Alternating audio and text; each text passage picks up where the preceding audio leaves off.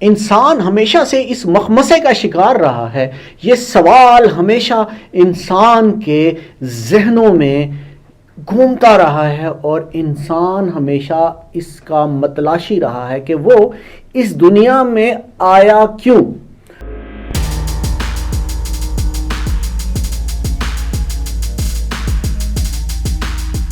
وہ اس دنیا سے پہلے کہاں تھا؟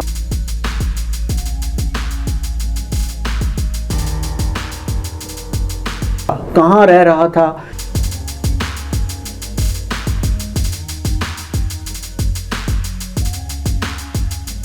کس طرح کی زندگی تھی اور وہ کس طرح کی دنیا تھی؟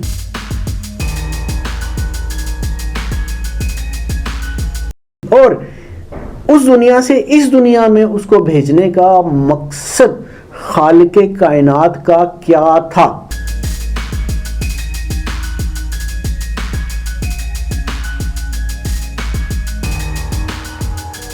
کیوں آ گیا وہ اس دنیا میں؟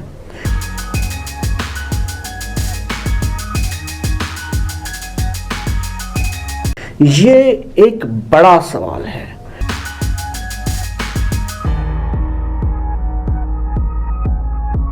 جس کا جواب آج ہم تلاش کریں گے. ناظرین، میں ہوں زید ملک اور آپ دیکھ رہے ہیں پروگرام سراغ رساں. اللہ تعالیٰ نے انسانی ذہن ہی ایسا بنایا ہے کہ وہ سوچتا رہتا ہے، وہ چلتا رہتا ہے، وہ چیزوں کے اندر جانے کی کوشش کرتا ہے، وہ چیزوں کی کھوج لگانے کی کوشش کرتا ہے. لیکن یہی ایک بہت بڑا سوال ہمیشہ سے ہی انسان کے سامنے آ کر کھڑا ہو جاتا ہے کہ اس دنیا میں کیوں آیا اور اس دنیا کی حقیقت ہے کیا؟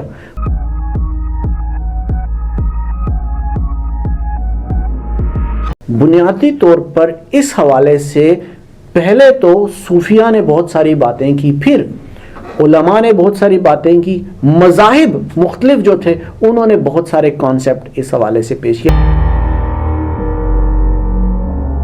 لیکن وہ کیا کیا پیش کیے اس حوالے سے جو علماء بہت کم بات کرتے ہیں. لیکن کچھ ایسے بھی ہیں جو بات کرتے ہیں. ہم آج انہی کی باتیں آپ کے سامنے پیش کریں. لیکن اس کے ساتھ ساتھ آج حیران کن بات آپ کو اور بتاتا چلوں کہ ہم کچھ سائنسی چیزیں بھی پیش کریں گے، کیونکہ سائنس بھی تو اس کے کھوج میں ہے کہ ہم آئے کیوں. لیکن اب وہ بھی کچھ حیرت انگیز باتیں کرنا شروع ہو گئی ہے. ایک ایسی حیران کن باتیں جو ہم سوچ بھی نہیں سکتے تھے کہ سائنس یہ باتیں کرنا شروع کر دے گی. لیکن یہ ساری باتیں کیا ہیں آج کے پروگرام میں آپ ان ساری چیزوں کو دیکھیں. لیکن سب سے پہلے علماء سے سنیں، پھر ہم سائنس کی طرف چلتے ہیں کہ پھر سائنس کیا کہتی ہے وہ بھی آپ کے سامنے رکھتے ہیں. کھیل ہے، صرف کھیل، گیم ہے، گیم بڑا خطرناک. اس کے لیے بنائے کہ ایک دن ہم یوگیہ پتر بن کے، سپوت بن کے اور بھگوان کی سب آدھیاتمک سمپتی میں بھاگیدار بن جائیں. اگر کسی بھگوان نے کریٹ کیا ہے، اس فزیکل باڈی کو بنا دیا ہے اور اندر میں ایک چھوٹا سا ایک ایسا کچھ چیمبر بنایا ہے جو نیوکلیئر چیمبر ہے، چاروں طرف ایک دم ایسا سخت پہرا ہے کہ کوئی چیز اس کو ٹچ نہیں کر سکتی. آپ کا ایٹامک بم بھی اس کو ٹچ نہیں کر سکتا اور وہ ہمیشہ سیف رہتا ہے. مرنے کے بعد بھی وہ سیف رہتا ہے. اس لیے تھینک یو بولیے. باقی ساری کی ساری شریر ایک طرح کا کھیل ہے، جیسے آپ کا ویڈیو گیم ہوتا ہے. اور اس کھیل میں جب تک آپ انوالوڈ رہیں گے تب تک آپ روئیں گے، پریشان ہوں گے، اور جیسے ہی آپ بولیں گے اب مجھے نہیں کھیلنا، ویسے ہی آپ کی فریڈم کی تیاری ہو جائے گی. پرمیشور نے منشیہ کو کیوں بنایا؟ پربھو نے اس لیے بنایا تاکہ پرمیشور اور منشیہ کے بیچ میں ایک سنگتی رہے، ایک فیلوشپ رہے. یہ ہم لوگ اتپتی کے کتاب میں پڑھ سکتے ہیں. پرمیشور نے آدم اور ہوا کی سرشٹی کی اور اس کے بعد پرمیشور ہر دن شام کو ایدن کی واٹکا میں اتر کر آتا تھا تاکہ آدم اور ہوا کے ساتھ سمے بتائے، ان کے ساتھ بات کرے، ان کے ساتھ سنگتی کرے. آئیے ہم لوگ دوسرے پوائنٹ کی اور بڑھیں گے. دوسرا ریزن پرمیشور نے ہمیں کیوں بنایا، اس کے لیے آنسر یہ ہے. ہم لوگ یشیا کی کتاب کو پڑھیں گے. یشیا چیپٹر 43 ورس 21 آپ کے لیے پڑھنا چاہتی ہوں. इस प्रजा को मैंने अपने लिए बनाया है कि वे मेरा गुण अनुवाद करे। کہ اس نے یہ چاہا کہ اس کے بندے ایک ایسی دنیا میں رہیں کہ جس میں کسی قسم کی کوئی پریشانی، کوئی غم، کوئی اندیشہ نہ ہو، ہر طرح کی نعمت ہو، اور وہ اعلیٰ ترین زندگی میں جئیں ہمیشہ کے لیے۔ ملا کہ ہم نے زندگی اور موت کو پیدا کر کے تمہارا امتحان لیا، تمہیں آزمایا، تمہیں جانچنے کے لیے ہم نے موت اور زندگی کو پیدا کیا۔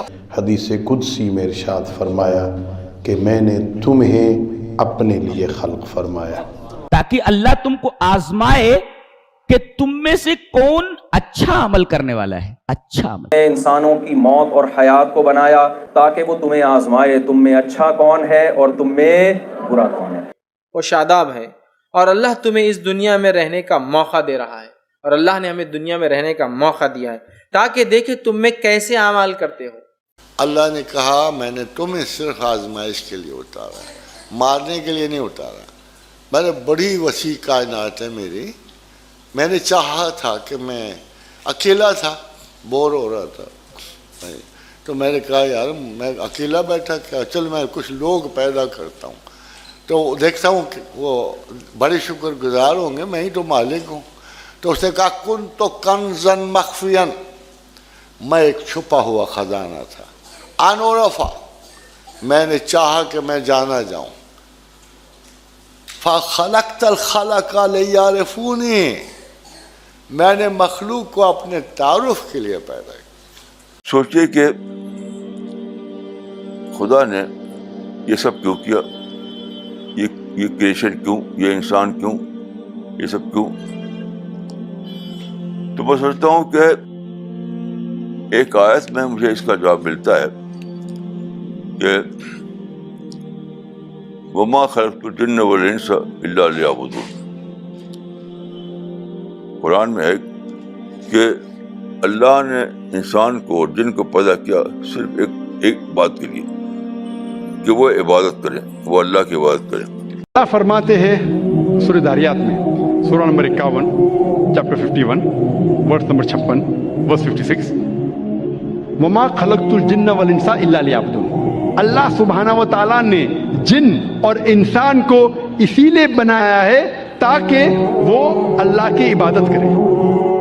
اللہ نے جن اور انسان کو صرف اور صرف اسی لیے بنایا تاکہ وہ اللہ کی عبادت کرے۔ بھائی میری ٹیچر بتا رہی تھی کہ اللہ تعالیٰ نے انسانوں کی عبادت کے لیے پیدا کیا ہے۔ بالکل ایسا ہی ہے۔ تو اب ہم ہر وقت نماز اور نفل ادا کریں اور کچھ نہ کریں؟ عبادت صرف نماز نہیں ہوتی، راستے سے پتھر ہٹا دینا، کسی کو معاف کر دینا، کسی بھوکے کو کھانا کھلا دینا، کسی کو رستہ بتا دینا، رزق حلال کمانا، یا پھر دل لگا کر محنت کرنا، یہ بھی ایک عبادت کی شکل ہے۔ ناظرین، ہمارا سوال اور اس کا جواب ابھی بھی مکمل نہیں ہوا، بہت ساری چیزیں ابھی بھی سمجھنا باقی ہیں۔ ہو سکتا ہے یہ ساری چیزیں دیکھ کے آپ کسی نتیجے پر پہنچے ہوں، لیکن آپ کو ابھی ایک پوائنٹ آف ویو اور بھی پیش کریں، لیکن وہ اگلے پروگرام میں پیش کروں گا، اور وہ پھر میری ذاتی ریسرچ ہوگی۔ اگلے پروگرام تک لیجیے گا، اللہ حافظ۔